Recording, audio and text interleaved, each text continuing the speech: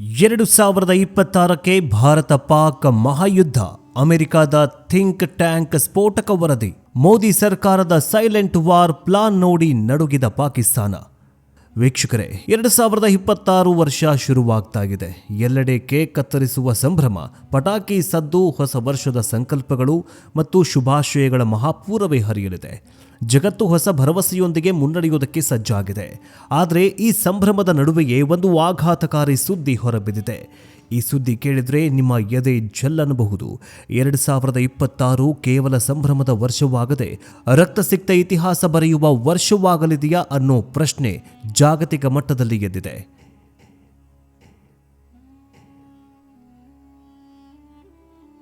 ಹೌದು, ಅಮೆರಿಕದ ಪ್ರತಿಷ್ಠಿತ ಥಿಂಕ್ ಟ್ಯಾಂಕ್ ಮತ್ತು ರಕ್ಷಣಾ ತಜ್ಞರು ಒಂದು ಸ್ಫೋಟಕ ಭವಿಷ್ಯವಾಣಿಯನ್ನು ನುಡಿದಿದ್ದಾರೆ.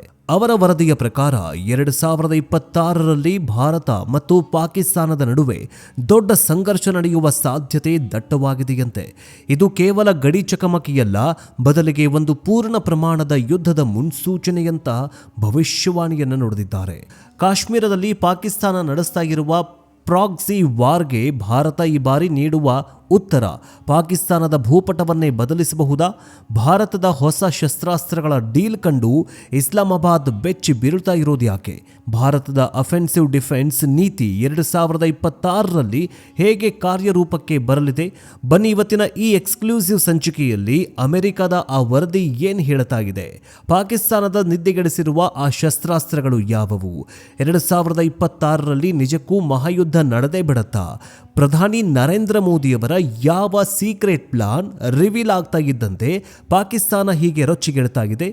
ಎಲ್ಲ ಕುರಿತಂತೆ ಮಾಹಿತಿಯನ್ನು ಕೊಡ್ತಾ ಹೋಗ್ತೀವಿ. ಆದರೆ ಅದಕ್ಕಿಂತ ಮುಂಚೆ, ಪ್ರಧಾನಿ ನರೇಂದ್ರ ಮೋದಿಯವರ ವಿರುದ್ಧ ಪಾಕಿಸ್ತಾನ ಯುದ್ಧ ಮಾಡುತ್ತಾ? ನಿಮಗೇನು ಅನಿಸುತ್ತೆ? ಯಾಕಂದರೆ ಈಗಾಗಲೇ ಭಿಕಾರಿಯಾಗಿ ಭಿಕ್ಷೆ ಬೇಡ್ತಾ ಇರುವ ಪಾಕಿಸ್ತಾನಕ್ಕೆ ₹1 ಹಾಕೋ ಗತಿ ಯಾರೂ ಇಲ್ಲ. ಇದೇ 53 ಇಸ್ಲಾಂ ರಾಷ್ಟ್ರಗಳೇ ಪಾಕಿಸ್ತಾನಕ್ಕೆ ₹1 ಬಿಡಿ, ಒಂದು ಹನಿ ನೀರು ಕೂಡ ಕೊಡೋದಕ್ಕೆ ಮುಂದೆ ಬರ್ತಾ ಇಲ್ಲ. ಇಂಥ ಪರಿಸ್ಥಿತಿಯಲ್ಲಿ ಪಾಕಿಸ್ತಾನ ಭಾರತದ ಮೇಲೆ ಯುದ್ಧ ಮಾಡುತ್ತಾ? ನಿಮಗೇನನ್ಸುತ್ತೆ? ಕಮೆಂಟ್ ಮೂಲಕ ತಿಳಿಸಿ. ಜೊತೆಗೆ ಪ್ರಧಾನಿ ನರೇಂದ್ರ ಮೋದಿಯವರು ಪಾಕಿಸ್ತಾನಿಗಳ ವಿರುದ್ಧ ದಿಟ್ಟ ಹೆಜ್ಜೆ ಇಡಬೇಕಾ ಅಥವಾ ಮತ್ತೊಂದು ಸರ್ಜಿಕಲ್ ಸ್ಟ್ರೈಕ್ ಮಾಡಬೇಕಾ? ಕಮೆಂಟ್ ಮೂಲಕ ತಿಳಿಸಿ. ಬನ್ನಿ, ವಿಡಿಯೋವನ್ನು ಶುರು ಮಾಡೋಣ. ಈಗ ನುಡಿದಿರುವಂತಹ ಭವಿಷ್ಯವಾಣಿಗಳನ್ನು ಯಾರೋ ಜ್ಯೋತಿಷಿಗಳು ನುಡಿದಿರುವ ಭವಿಷ್ಯವಾಣಿಯಲ್ಲ. ಇದು ಅಮೆರಿಕದ ರಕ್ಷಣಾ ಇಲಾಖೆಯೊಂದಿಗೆ ನಿಕಟವಾಗಿ ಕೆಲಸ ಮಾಡುವ ಜಿಯೋಪಾಲಿಟಿಕ್ಸ್ ಅಥವಾ ಭೌಗೋಳಿಕ ರಾಜಕಾರಣವನ್ನು ಅಧ್ಯಯನ ಮಾಡುವ ಥಿಂಕ್ ಟ್ಯಾಂಕ್ಗಳ ವಿಶ್ಲೇಷಣೆ. ಅಮೆರಿಕದ ಗುಪ್ತಚರ ಸಂಸ್ಥೆಗಳು ಮತ್ತು ರಕ್ಷಣಾ ವಿಶ್ಲೇಷಕರು ಪ್ರತಿ ವರ್ಷ ಆನ್ಯುವಲ್ ಥ್ರೆಟ್ ಅಸೆಸ್ಮೆಂಟ್ ಅಂದರೆ ವಾರ್ಷಿಕ ಬೆದರಿಕೆ ಮೌಲ್ಯಮಾಪನ ವರದಿಗಳನ್ನು ಬಿಡುಗಡೆ ಮಾಡುತ್ತೆ. ಈ ಬಾರಿ ವಿಶ್ಲೇಷಣೆಗಳಲ್ಲಿ 2026 ಅತ್ಯಂತ ನಿರ್ಣಾಯಕ ವರ್ಷ ಅಂತ ಗುರುತಿಸಲಾಗಿದೆ. ವರದಿ ಏನು ಹೇಳ್ತಾ ಇದೆ ಅಂದರೆ, ವರದಿ ಏನು ಹೇಳುತ್ತೆ? ಭಾರತ ಮತ್ತು ಪಾಕಿಸ್ತಾನದ ನಡುವಿನ ಸಂಬಂಧ ಹಿಂದೆಂದಿಗಿಂತಲೂ ಹೆಚ್ಚು ಹದಗೆಡುತ್ತದೆ. ಕಾಶ್ಮೀರದಲ್ಲಿ ಪಾಕಿಸ್ತಾನದ ಬೆಂಬಲಿತ ಉಗ್ರಗಾಮಿಗಳ ಸಂಘಟನೆಗಳು ನಡೆಸಬಹುದಾದ ಯಾವುದೋ ಒಂದು ದೊಡ್ಡ ದಾಳಿ 2026ರಲ್ಲಿ ಭಾರತದಿಂದ ಬಲವಾದ ಮತ್ತು ತೀಕ್ಷ್ಣವಾದ ಸೇನಾ ಪ್ರತಿಕ್ರಿಯೆ ಕಾರಣವಾಗಬಹುದು ಅನ್ನುವಂತಹ ವರದಿಯನ್ನು ಹೇಳಿದೆ. ಇಲ್ಲಿ ಗಮನಿಸಬೇಕಾದ ಪ್ರಮುಖ ಅಂಶ ಏನಂತಂದ್ರೆ, ಭಾರತದ ಸಹನೆ.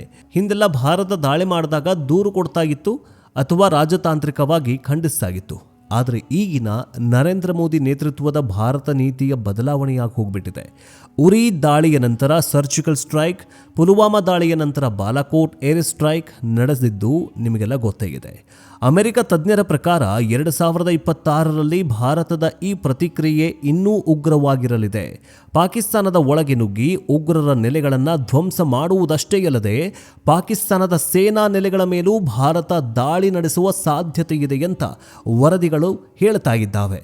ಇದು ಪಾಕಿಸ್ತಾನಕ್ಕೆ ನುಂಗಲಾರದ ತುತ್ತಾಗಿ ಪರಿಣಮಿಸಿದೆ. ಇನ್ನು ಕಾಶ್ಮೀರದ ಕಿಚ್ಚು ಮತ್ತು ಭಾರತದ ಜಿಯೋಪಾಲಿಟಿಕ್ಸ್ ನೀತಿ ಏನು ಹೇಳುತ್ತೆ? ವೀಕ್ಷಕರೇ, 2026ರಲ್ಲಿ ಯುದ್ಧಕ್ಕೆ ಕಾರಣವಾಗಬಹುದಾದ ಪ್ರಮುಖ ಕಿಡಿ ಅಂತಂದರೆ ಕಾಶ್ಮೀರ.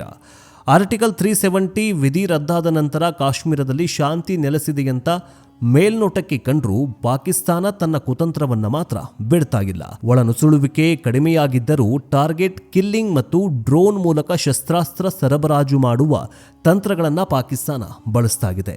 ಭಾರತದ ಗುಪ್ತಚರ ಇಲಾಖೆ ರಾ ಮತ್ತು ಸೇನೆಗೆ ಸ್ಪಷ್ಟ ಸೂಚನೆಗಳಿವೆ. ಭಯೋತ್ಪಾದನೆಯನ್ನ ಇನ್ನೂ ಸಹಿಸೋದಿಲ್ಲ ಅನ್ನೋದು. 2026ರ ವಿಶೇಷತೆ ಏನು ಗೊತ್ತಾ ವೀಕ್ಷಕರೇ? 2026ರ ಹೊತ್ತಿಗೆ ಜಮ್ಮು ಕಾಶ್ಮೀರದಲ್ಲಿ ಪ್ರಜಾಪ್ರಭುತ್ವ ಪ್ರಕ್ರಿಯೆಗಳು ಸಂಪೂರ್ಣವಾಗಿ ನೆಲೆಗೊಂಡು ಅಲ್ಲಿನ ಅಭಿವೃದ್ಧಿ ವೇಗ ಪಡೆದುಕೊಳ್ಳುತ್ತೆ. ಇದನ್ನು ಸಹಿಸಿಕೊಳ್ಳದ ಪಾಕಿಸ್ತಾನ ಹತಾಶೆಯಿಂದ ದೊಡ್ಡ ಮಟ್ಟದ ವಿಧ್ವಂಸಕ ಕೃತ್ಯಕ್ಕೆ ಕೈ ಹಾಕಬಹುದು. ಉದಾಹರಣೆಗೆ ಸೇನಾ ವಾಹನಗಳ ಮೇಲೆ ದಾಳಿ ಅಥವಾ ಅಮಾಯಕರ ಮೇಲೆ ಬಾಂಬ್ ಸ್ಫೋಟ. ಅಮೆರಿಕದ ವರದಿ ಹೇಳುವಂತೆ ಇಂತಹ ಒಂದು ಘಟನೆ ನಡೆದರೆ ಭಾರತ ಈ ಬಾರಿ ವಿಶ್ವಸಂಸ್ಥೆಗೆ ಹೋಗೋದಿಲ್ಲ. ಬದಲಿಗೆ ನೇರವಾಗಿ ಯುದ್ಧ ಟ್ಯಾಂಕರ್ಗಳನ್ನು ಮತ್ತು ಯುದ್ಧ ವಿಮಾನಗಳನ್ನು ಪಾಕಿಸ್ತಾನದ ಕಡೆಗೆ ತಿರುಗಿಸಲಿದೆ. ಮಿಸೈಲ್ಗಳು ಪಾಕಿಸ್ತಾನದಲ್ಲಿ ಅವಿತುಕೊಳ್ಳುತ್ತಿರುವ ಉಗ್ರ ಸಂಘಟನೆಗಳ ನೆಲೆಬೀಡಿಗೆ ಹೋಗಿ ಬಾಂಬ್ ಸ್ಫೋಟ ಮಾಡುತ್ತವೆ. ಎಲ್ಲವನ್ನು ಕೂಡ ಸುಟ್ಟು ಹಾಕತ್ತೆ.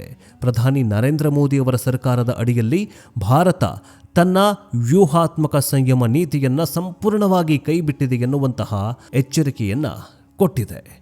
ಈಗ ಬರೋಣ ಪಾಕಿಸ್ತಾನದ ನಿಜವಾದ ಭಯದ ಕಡೆಗೆ. ಯುದ್ಧ ಕೇವಲ ಮಾತಿನಿಂದ ನಡೆಯೋದಿಲ್ಲ, ಅದಕ್ಕೆ ಶಸ್ತ್ರಾಸ್ತ್ರ ಬೇಕು.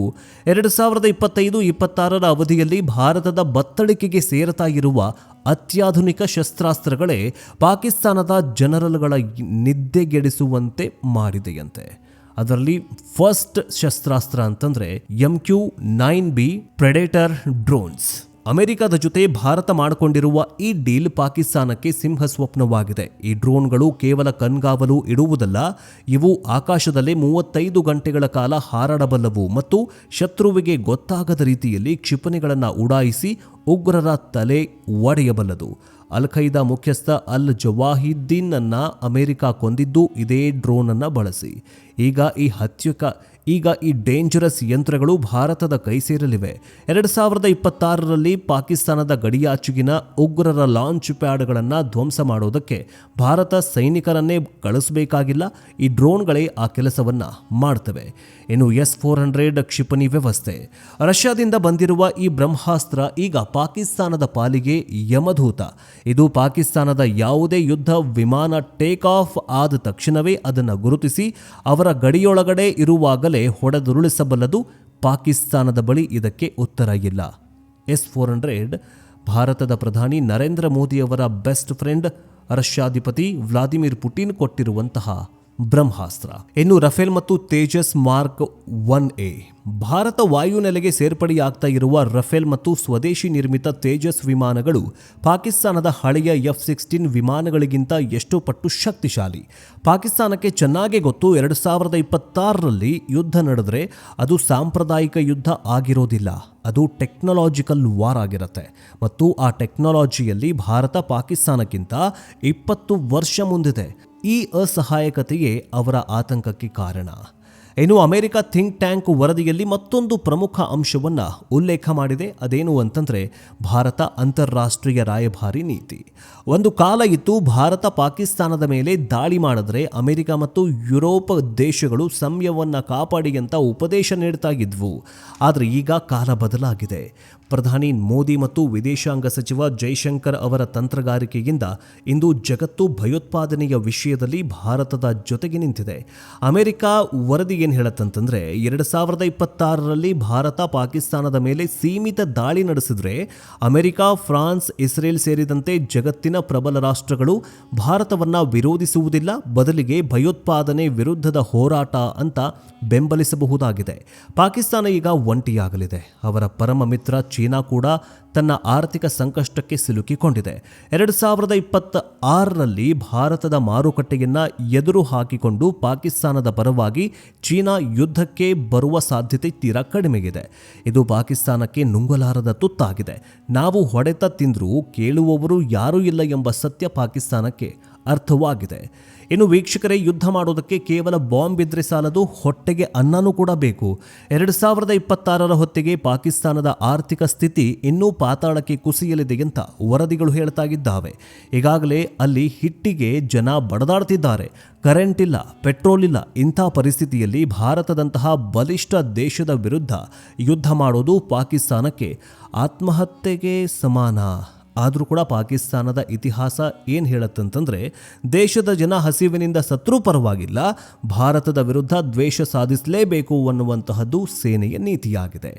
ಆದರೆ ಅಮೆರಿಕ ಥಿಂಕ್ ಟ್ಯಾಂಕ್ ಎಚ್ಚರಿಕೆ ಏನಂತಂದರೆ, ಪಾಕಿಸ್ತಾನದ ಸೇನೆ ತನ್ನ ವೈಫಲ್ಯಗಳನ್ನು ಮುಚ್ಚಿ ಹಾಕಿಕೊಳ್ಳುವುದಕ್ಕೆ ಮತ್ತು ಜನರ ಗಮನವನ್ನು ಬೇರೆಡೆ ಸೆಳೆಯಲು ಭಾರತದ ಮೇಲೆ ಯುದ್ಧ ಅಥವಾ ದಾಳಿಯ ನಾಟಕವಾಡಬಹುದು. ಜನರಿಗೆ ರೊಟ್ಟಿ ಕೊಡಲು ಆಗದಿದ್ರೂ ಯುದ್ಧದ ಅಮಲು ಏರಿಸಿ ಅನ್ನುವಂತಹ ಸರ್ವಾಧಿಕಾರಿಗಳ ಹಳೆಯ ತಂತ್ರವಾಗಿದೆ. 2026ರಲ್ಲಿ ಪಾಕಿಸ್ತಾನ ಸೇನೆ ಇದನ್ನೇ ಮಾಡೋದಕ್ಕೆ ಹೋಗಿ ಭಾರತದ ಕೆಂಗಣ್ಣಿಗೆ ಗುರಿಯಾಗುವ ಸಾಧ್ಯತೆಯಿದೆ. ಇಡೀ ಪಾಕಿಸ್ತಾನ ಸರ್ವನಾಶವಾಗುವ ಸಾಧ್ಯತೆಯಿದೆ ಅಂತ ಇದೇ ಅಮೆರಿಕ ವರದಿಯಲ್ಲಿ ಹೇಳುತ್ತಾಗಿದೆ. ಇನ್ನು 2026ರಲ್ಲಿ ಯುದ್ಧ ನಡೆದರೆ ಏನಾಗಬಹುದು? ಒಂದು ಕಲ್ಪನೆಯನ್ನು ಮಾಡಿಕೊಂಡು ಒಂದು ಇಮ್ಯಾಜಿನೇಷನ್ ಮಾಡಿಕೊಳ್ಬಹುದು. ಹಂತ ಒಂದು, ಪಾಕಿಸ್ತಾನದ ಉಗ್ರರಿಂದ ಕಾಶ್ಮೀರದಲ್ಲಿ ದೊಡ್ಡ ದಾಳಿ ನಡೆಯಬಹುದು.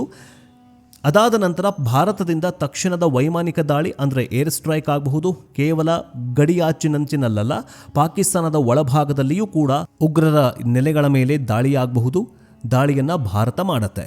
ಮೂರನೇ ಹಂತ ಏನಂದರೆ, ಭಾರತದ ನೌಕಾಪಡೆ ಅರಬ್ಬಿ ಸಮುದ್ರದಲ್ಲಿ ಪಾಕಿಸ್ತಾನದ ಕರಾಚಿ ಬಂದರುಗಳನ್ನು ಬ್ಲಾಕ್ ಮಾಡಬಹುದು. ಇದರಿಂದ ಪಾಕಿಸ್ತಾನಕ್ಕೆ ತೈಲ ಪೂರೈಕೆ ಬಂದ್ ಆಗುತ್ತೆ. ನಾಲ್ಕನೇ ಹಂತ, ಪಾಕಿಸ್ತಾನ ಅಣ್ವಸ್ತ್ರದ ಬೆದರಿಕೆ ಹಾಕಬಹುದು. ಆದರೆ ಭಾರತದ ಬಳಿ ಇರುವ ಬ್ಯಾಲಿಸ್ಟಿಕ್ ಮಿಸೈಲ್ ಡಿಫೆನ್ಸ್ ಸಿಸ್ಟಮ್ ಇದನ್ನು ಕೂಡ ಎದುರಿಸಲು ಸಜ್ಜಾಗಿದೆ. ಈ ಸಂಘರ್ಷ ಹೆಚ್ಚು ದಿನ ನಡೆಯುವುದಿಲ್ಲ. 10ರಿಂದ 15 ದಿನಗಳಲ್ಲಿ ಪಾಕಿಸ್ತಾನ ಮೊಂಡಿ ಊರಬಹುದು ಅಥವಾ ಅಲ್ಲಿನ ಸೇನೆ ಅಧಿಕಾರ ಕಳೆದುಕೊಳ್ಳಬಹುದು. ಪರಿಣಾಮ ಪಾಕಿಸ್ತಾನ ಇನ್ನಷ್ಟು ತುಂಡಾಗಬಹುದು. ಅರ್ಥಾತ್ ಬಲೂಚಿಸ್ತಾನ್ ಹೇಗೆ ಪ್ರತ್ಯೇಕವಾಯಿತಲ್ಲ, ಹಾಗೆ ಮತ್ತೆ ಪಾಕಿಸ್ತಾನ ತುಂಡಾಗಬಹುದು. ಇನ್ನು ವೀಕ್ಷಕರೇ, ಕೊನೆಯದಾಗಿ ಹೇಳೋದಿಷ್ಟೇ, 2026ರ ಬಗ್ಗೆ ಅಮೆರಿಕಾದ ಥಿಂಕ್ ಟ್ಯಾಂಕ್ ನೀಡಿರುವಂತಹ ಈ ಭವಿಷ್ಯ ಕೇವಲ ಊಹೆಯಲ್ಲ, ಇದು ಬದಲಾಗ್ತಾ ಇರುವ ಭಾರತದ ಶಕ್ತಿಯ ಪ್ರದರ್ಶನ ಅಂತಲೇ ಹೇಳಬಹುದು. ಹಿಂದೆ ಭಾರತ ಶಾಂತಿ ಬೇಕು ಅಂತ ಅಂಗಲಾಚ್ತಾ ಇತ್ತು, ಆದರೆ ಇಂದು ಭಾರತ ಶಾಂತಿ ಬೇಕಿದ್ರೆ ಯುದ್ಧಕ್ಕೂ ಸಿದ್ಧ ಅನ್ನುವಂತಹ ಸಂದೇಶವನ್ನು ಇಡೀ ವಿಶ್ವಕ್ಕೆ ರವಾನಿಸ್ತಾ ಇದೆ. ಕೈಯಲ್ಲಿ ಪವರ್ಫುಲ್ ವೆಪನ್ಸ್ ಇದ್ದವನ ಜೊತೆ ಯಾರೂ ಕೂಡ ತಂಟೆಗೆ ಬರೋದಿಲ್ಲ ಎಂಬುದು ಚಾಣಕ್ಯನ ನೀತಿ. ಮೋದಿ ಸರ್ಕಾರ ಮಾಡ್ತಾ ಇರೋದು ಇದನ್ನೇ. 2026ರಲ್ಲಿ ಯುದ್ಧ ನಡೆಯುತ್ತೋ ಇಲ್ವೋ ಗೊತ್ತಿಲ್ಲ, ಆದರೆ ಪಾಕಿಸ್ತಾನವಂತೂ ಭಯದ ನೆರಳಲ್ಲೇ ಬದುಕ್ತಾ ಇದೆ. ಶಸ್ತ್ರಾಸ್ತ್ರಗಳ ಡೀಲ್, ಡಿಪ್ಲೊಮ್ಯಾಸಿ ಮತ್ತು ಭಾರತದ ಸೇನಾ ಸಿದ್ಧತೆ ಇವೆಲ್ಲವೂ ಕೂಡ ನಮ್ಮ ಸುರಕ್ಷತೆಗಾಗಿ. ಇನ್ನು ವೀಕ್ಷಕರೇ, ಈಗಾಗಲೇ ಭಾರತ ಮತ್ತು ಪಾಕಿಸ್ತಾನದ ನಡುವೆ ಒಂದು ಸುತ್ತಿನ ಯುದ್ಧ ನಡೆದು ಹೋಗಿಬಿಟ್ಟಿದೆ 2025ರಲ್ಲಿ. ಒಂದೇ ಯುದ್ಧಕ್ಕೆ ಬರೀ 2-3-4 ದಿನದಲ್ಲಿ ಪಾಕಿಸ್ತಾನ ಪಾಪರ ಆಗಿ ಹೋಗ್ಬಿಡ್ತು. ಭಿಕ್ಷಾಪಾತ್ರ ಹಿಡಿದುಕೊಂಡು ಇಡೀ ವಿಶ್ವದ ತುಂಬೆಲ್ಲ ಓಡಾಡಿದ್ರು ಕೂಡ ₹1 ಯಾರೂ ಹಾಕೋರಿಲ್ಲಾದರು. ಸೊ ಹೀಗಾಗಿ ಪಾಕಿಸ್ತಾನ ಯುದ್ಧ ಮಾಡುತ್ತೋ ಬಿಡುತ್ತೋ ಗೊತ್ತಿಲ್ಲ, ಆದರೆ ಭಾರತ ಮತ್ತು ನರೇಂದ್ರ ಮೋದಿ ಅವರ ಸರ್ಕಾರ ಸರ್ವಸನ್ನದ್ಧವಾಗಿದೆ. ನಿಮಗೇನನ್ಸುತ್ತೆ, ಪಾಕಿಸ್ತಾನ ಯುದ್ಧ ಮಾಡುತ್ತಾ? ಪ್ರಧಾನಿ ನರೇಂದ್ರ ಮೋದಿ ಅವರು ಅವರಿಗೆ ನೀಡ್ತಾ ಇರುವಂತಹ ನೀರನ್ನು ಬಂದ್ ಮಾಡಬೇಕಾ? ಅಕ್ಕಿ, ಗೋಧಿ, ಈ ಸರಕುಗಳನ್ನು ಏನು ಕೊಟ್ಟು ರಕ್ಷಣೆ ಮಾಡ್ತಾ ಇದೆಯಲ್ಲ ಭಾರತ, ಇದನ್ನು ಬಂದ್ ಮಾಡಬೇಕಾ? ನಿಮಗೇನನ್ಸುತ್ತೆ ಕಮೆಂಟ್ ಮೂಲಕ ತಿಳಿಸಿ. ನೆಕ್ಸ್ಟ್ ಅಪ್ಡೇಟ್ನೊಂದಿಗೆ ಬೇಗ ವಾಪಸ್ ಬರ್ತೀವಿ. ಜೈ ಹಿಂದ್, ಜೈ ಕರ್ನಾಟಕ, ವಂದೇ ಮಾತರಂ.